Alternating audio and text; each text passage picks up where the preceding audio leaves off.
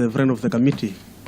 Speaker, you will follow. Thutha wa guthurimwo umuthi niguo uma muthenya wa mbunge wa kuhitukia Kariuki Kihara alita munene wa watho na Noordin Mohamed Haji alita mutongoria wa thitango cia muingi. Hindi ya kuhitukio gwa Kariuki Kihara alita munene wa watho wa mugwanja guku bururi-ini. Ambunge matiganite nimaugite mari na mwihoko ati utongoria wa Kihara ni ugukorwo na uigiririki na uma hari gutungatira muingi.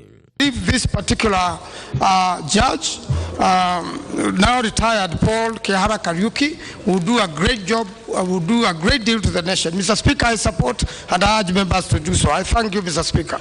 I'm also supporting this nominee because when you look at the previous holder of this office, he appeared not to be so steady with what he was doing in that office. But from this, I believe this will perform. The House adopts a report of the Committee on Appointments on the vetting of a nominee for appointment as the Attorney General, laid on the table of the House on Tuesday, March 27, 2018, and pursuant to the provisions of Article 156, Clause 2 of the Constitution, approves the appointment of Justice Retired Paul Kihara Kariuki as the Attorney General of the Republic of Kenya.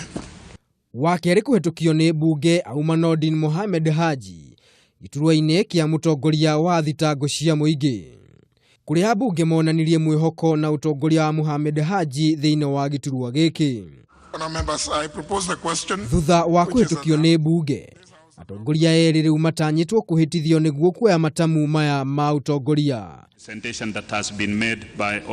Ribotera Kameme TV ritwa riakwa ni Maina wa Mwangi.